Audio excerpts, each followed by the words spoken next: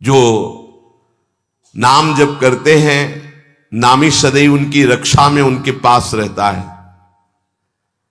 इसलिए तुम अपनी धारणा बनाओ, दूसरों की बातें मत सुनो। तुम जैसी जैसी धारणा पुष्ट करते जाओगे वैसा तुम्हें अनुभव होता जाएगा।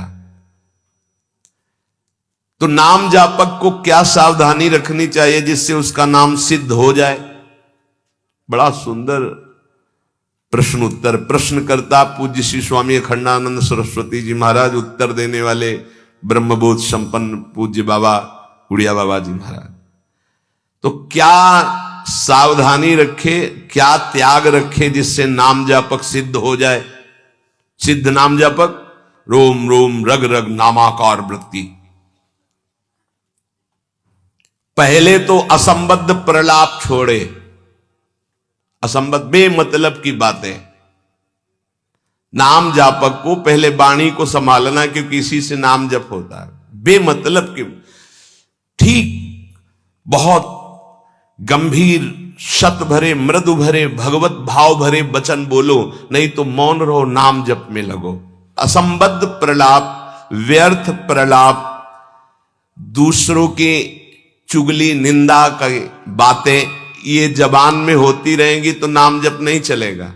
नाम जापक ध्यान दिए, नाम सिद्ध करना है अर्थात निरंतर चलाना है। असंबद्ध प्रलाप, व्यर्थ प्रलाप, दूसरों की चुगली निंदा, क्या अपने को लेना देना? हमको तो सबको भगवत स्वरूप देखना है। किसी की निंदा क्या करनी, किसी की चुगली क्या करना। दूसरा, चोरी, चोरी नहीं, मन और वचन कर्म से भी किसी की चोरी करने की चेष्टा हमारे अंदर नहीं होनी चाहिए। किसी भी तरह होता है मन में जब प्रलोभन जागृत होता है तो ऐसी चेष्टाएं होने लगती, कदापि नहीं। किसी की कोई वस्तु पड़ी, हमारा अधिकार नहीं, पड़ी रहने दो। बोले हमें मार्ग में मिली, क्यों, तुमने क्यों उठा लिया? वो पुनः मार्ग में लौट के आता, उठा नहीं। बोले कोई उठा ले, तो कोई उठा ले, तुम तो उपासक हो, तुमने क्यों उठा लिया? तुम्हें क्या आवश्यकता है? आवश्यकता होगी हरि तुम्हें देंगे। बोले हरि ने ही तो दी, रास्ते में पड़ी थी। नहीं नहीं, ऐसे नहीं। उपासक को इन बातों पर बहुत ध्यान देना है, वो चोरी मानी जाएगी। आपने क्यों उठाया? आपको चले जाना है, वो पुनः लौट कर आएगा उसको, या जो उठा ले। हमारा कर्तव्य नहीं, हमें न किसी की चोरी करनी है मन से, ना तन से, और ना कोई हमें चेष्टा ऐसी चोरी वाली। हिंसा और व्यभिचार नाम जापक में अगर ये दोष हैं तो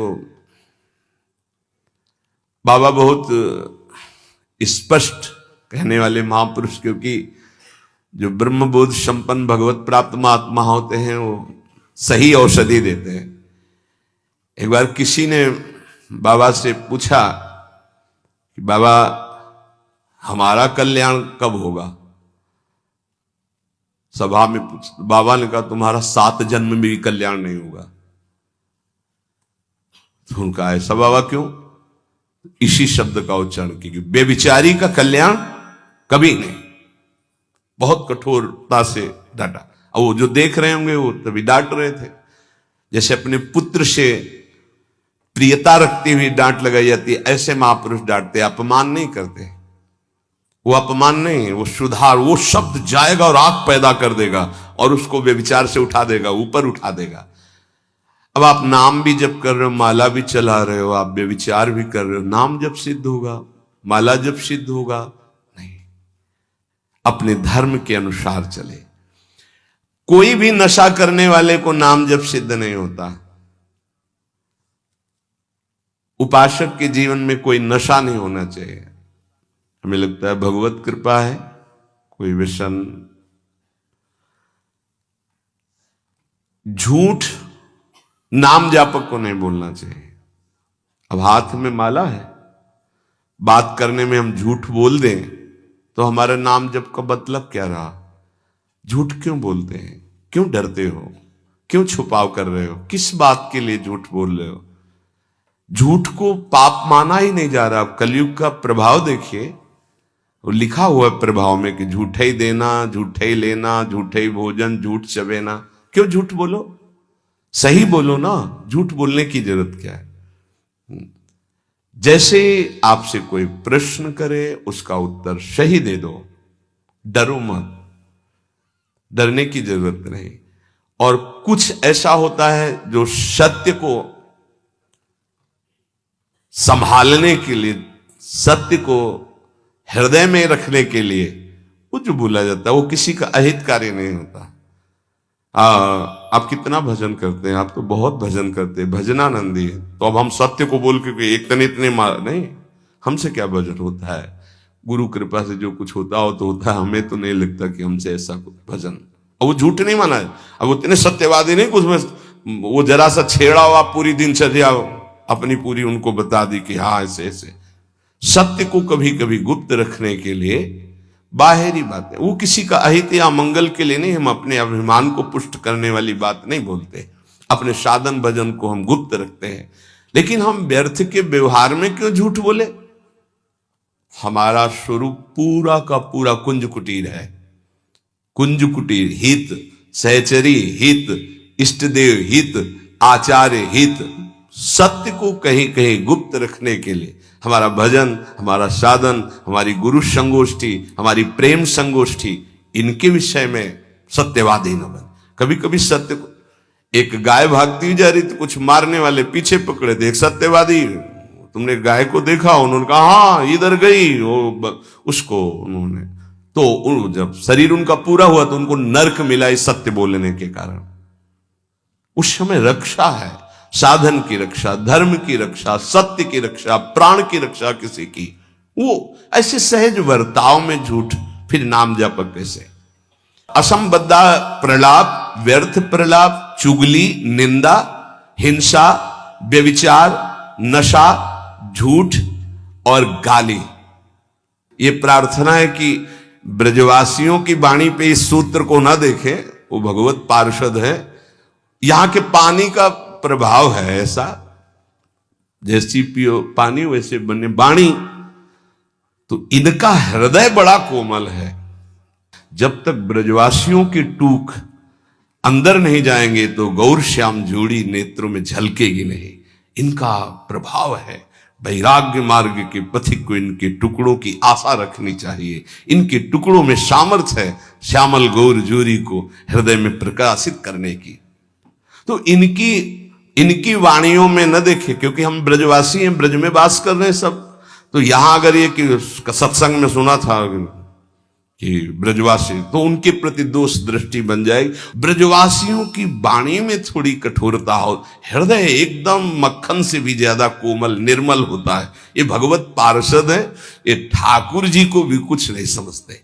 जब अपने स्वरूप में आते हैं तो कहते तुम्हारे 2-4 लाख गौवें ज्यादा होंगी, अगर हमें दांव ना दिया, पीठ में न बैठाला, तो कल से खेल में नहीं आने देंगे। खेल में कौन किसका गुस्सैया, चलो बाहर। तो ठाकुर जी भी कान पकड़ते और हाथ जोड़ते, ये उन्हीं के सखा है। इस रज में मां के गर्भ से प्रकट हुए ये प्रेम भूमि शिव शनकादि बंदित रज है।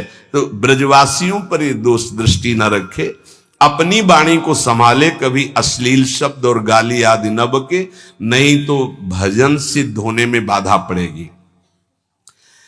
जो देहात्म बुद्धि से व्यवहार करता है उसके नाम जप में बाधा पड़ती है। देहात्म बुद्धि, स्त्री पुरुष शरीर का भाव रख करके फिर व्यवहार करोगे तो काम क्रोध आदि की लीलाएं तो हो ही जाएंगी। उपासक को सदैव दैवी संपदावान बनना चाहिए। भगवद स्मरण और सद आचरण, ये 2 असाधन को मिटाने के लिए सर्वसमर्थ साधना है। ध्यान दीजिए, समस्त असाधनों को मिटाने के लिए ये 2 बहुत जोर के हैं। भगवद स्मरण निरंतर,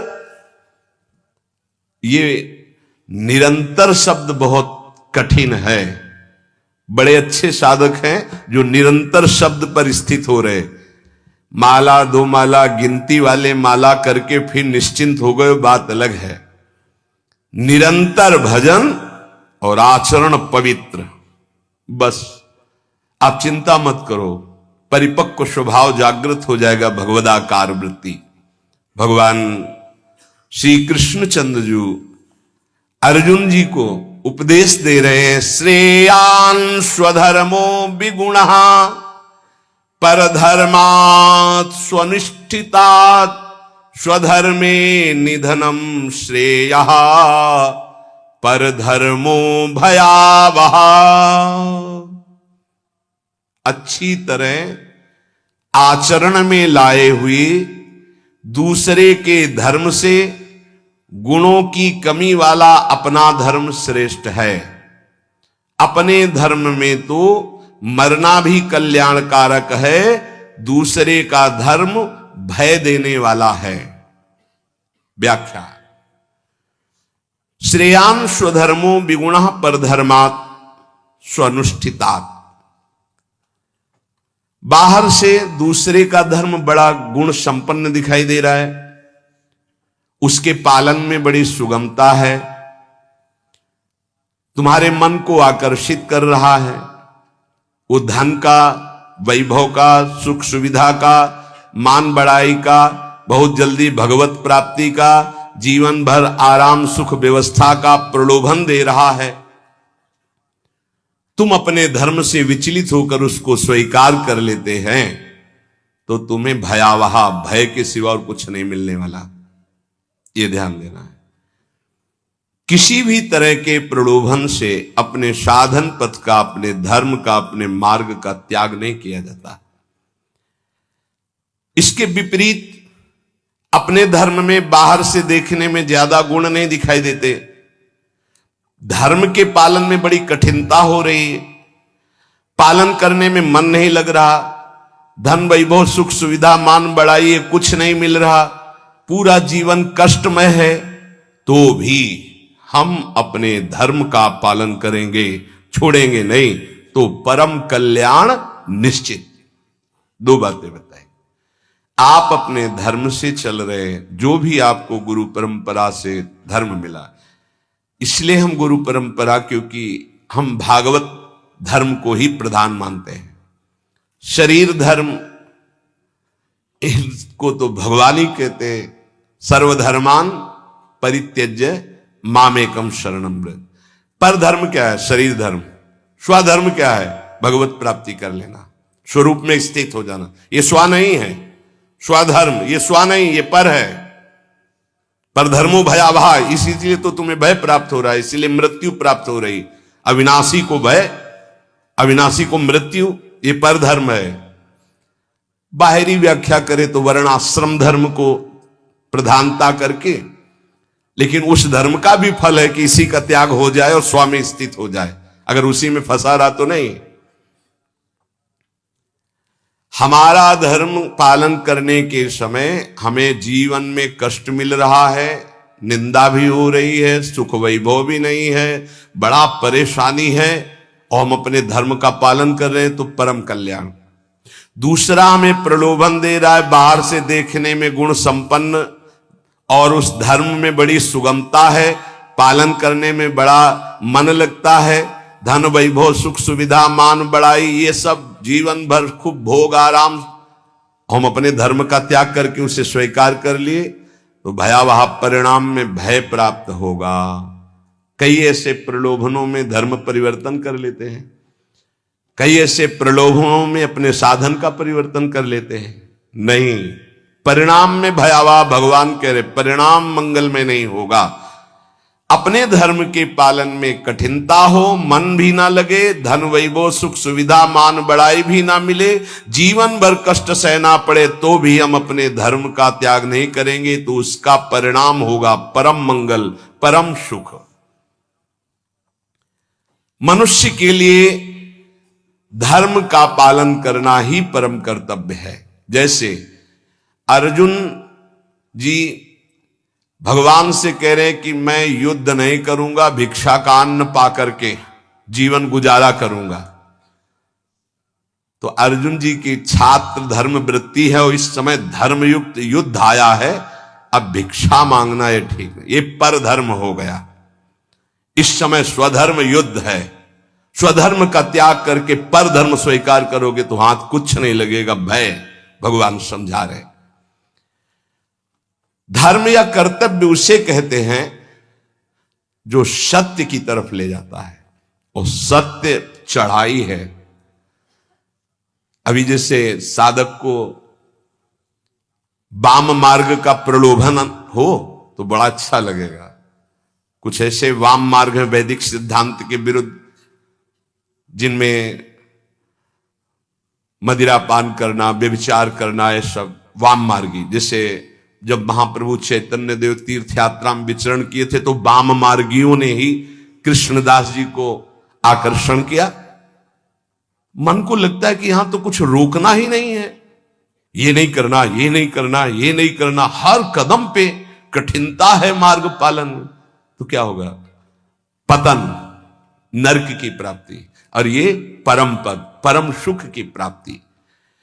अपने कर्तव्य का पालन, अपने धर्म का पालन करने में उपासक को सुख, आराम, धन संपत्ति, मान बढ़ाई, आदर सत्कार यदि धर्म पालन करने में ही मिलते तो धर्मात्माओं की आज बहुत टोलियां देखने में आती कि ये सब धर्मात्मा चल रहे हैं। स्वधर्म का पालन करने वाला न सुख को देखता है, न मान बढ़ाई को देखता है, न धन संपत्ति को देखता है, स्वधर्म को देखता है। शास्त्र आज्ञा धर्म पालन के लिए प्रमाण होती कि तुम्हारा धर्म क्या, उसके लिए शास्त्र आज्ञा क्या, उसका पालन करना है। सुख सुविधा, मान बढ़ाई, धन संपत्ति, ये धर्म पालन करने वाले नहीं देखते कि इस धर्म के पालन करने में तो ऐसा ऐसा बड़ी कठिनता है, कोई सुख नहीं मिला। अब हम ये स्वीकार करते हैं और उसमें रुपया पैसा मिल रहा, सुख सुविधाएं, मनमानी भोग आचरण। भगवान सावधान कर रहे हैं। स्वधर्म पालन, कर्तव्य पालन में भारी से भारी कष्ट उठाया जाता है, तब उसकी आध्यात्मिक उन्नति, भागवतिक उन्नति होती है। जो धर्म पालन करता है उसे कष्ट नहीं अनुभव में आता, उसका भारी तप बन जाता है। और तपस्वी पुरुष की आध्यात्मिक और लौकिक दोनों उन्नति बहुत जोर की होती है। कर्तव्य अपने धर्म के पालन के लिए किया जाता है, इसलिए उसको दुख नहीं होता कि हम आपके लिए जो बर्ताव कर रहे हैं अपने धर्म का पालन करने का। अब आप जो बोले, जैसा व्यवहार, हमें उससे लेना देना नहीं, हमें अपने कर्तव्य का पालन करना है। श्री भगवान कह रहे हैं, वास्तविक स्वधर्म किसे कहते हैं? तुम मेरे अंश हो, परमात्मा के अंश हो, इसलिए तुम्हारा स्वधर्म है स्वरूप में स्थित होना, देह में स्थित होना नहीं। वही जहां से प्रारंभ किया। यदि ये मानव देह प्राप्त करके भगवत प्राप्ति नहीं कर पाए तो क्या स्वधर्म? इसीलिए गोस्वामी जी कहते, सो सब धर्म करम जरि जाऊ, जहाना राम पद पंकज भाऊ। वो सब धर्म कर्म में आग लग जाए जिसमें श्री भगवान के चरणों में प्रेम ना प्रकट हो पाए, क्या फायदा उस धर्म कर्म से? अपने को शरीर मान करके जो धर्म किया जाता है, सही माने में उस धर्म का फल है कि स्वरूप में आ जाओ। अगर नहीं आए तो शरीर धर्म का कोई ये नाशवान शरीर में नहीं हूं। हां, इसका पालन करने का फल है कि इससे वैराग्य हो जाए। शरीर के धर्म का पालन करने का फल है कि शरीर से वैराग्य हो जाए, तभी सच्चा फल मिला। राग युक्त शरीरों के धर्म पालन से क्या लाभ मिलेगा? अपने को हम प्रभु का सेवक या जिज्ञासु, यही खास धर्म है, यही सही धर्म है। स्थूल शरीर का धर्म या मन बुद्धि का धर्म, यही तो हम मानते चले आ रहे हैं, इसी में तो हमारी दुर्गति हो रही। हमारा मन जो कहता है वही हम करते हैं, हमारी बुद्धि जो कहते हैं, ये धर्म नहीं। जो शास्त्र कहता है, जो गुरुजन कहते हैं, उसे समझो। परमात्म प्राप्ति चाह करना, यही सबसे बड़ा धर्म है। मुझे इस जन्म में भगवत प्राप्ति हो जाए। परमात्म प्राप्ति के मार्ग में चलने वाले साधक के मन में धन, मान, बड़ाई, आदर, आराम, प्रशंसा की बिल्कुल इच्छा नहीं होना चाहिए। धन मान आदि के मिलने पर हर्षित नहीं होना, उनके नष्ट होने पर शोकित नहीं होना। भगवत इच्छावश प्रारब्ध वशात चाहे जितनी संपत्ति बढ़ जाए, अभिमान हर्ष नहीं होना। भगवत इच्छा प्रारब्ध वशात, दो शब्द है, भगवत इच्छा भक्त, प्रारब्ध वशात ज्ञानी। चाहे सब नष्ट हो जाए कोई शोक नहीं। हमारा धर्म पालन भगवत मार्ग इनके अधीन नहीं कि चार लोग बड़ाई किए तो हमारा भजन ठीक हुआ, चार निंदा करने लगे तो हमारा भजन कमजोर, और रुपया पैसा वैभव नहीं है तो बोले इनका भजन का प्रकाश क्या है। ये बाहरी संसारी व्यक्ति दर्शन करेंगे, उपासक बिल्कुल इस बात पर ना जाए। ये भगवत इच्छा प्रारब्ध के अनुसार आए या जाए, इससे कोई हर्ष और शोक नहीं होना चाहिए। इसलिए कर्तव्य रूप से प्राप्त लौकिक कार्य भी सुचारू रूप से करते हुए आध्यात्मिक वृत्ति बनाए रखे, क्योंकि स्वधर्म आध्यात्मिक वृत्ति है। परमात्मा प्राप्ति का उद्देश्य यदि नहीं है तो सब कर्म व्यर्थ हैं, फंसाने वाले हैं।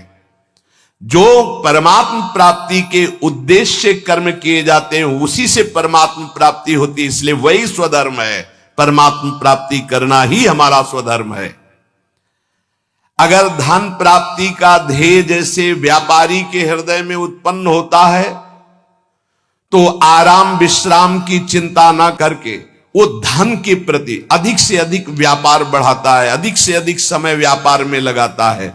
ऐसे ही उपासक को भगवत प्राप्ति का जब लक्ष्य बना लिया तो अधिक से अधिक समय भजन में, अधिक से अधिक आप नाम जप, अधिक से अधिक कष्ट सहें, जो काम क्रोध लोभ मोह मद मत्सर सर्दी गर्मी इन सब के कष्ट सह करके जैसे व्यापारी अपने धन को बढ़ाता है, ऐसे भगवत प्राप्ति के मार्ग वाला भजन को बढ़ाता है।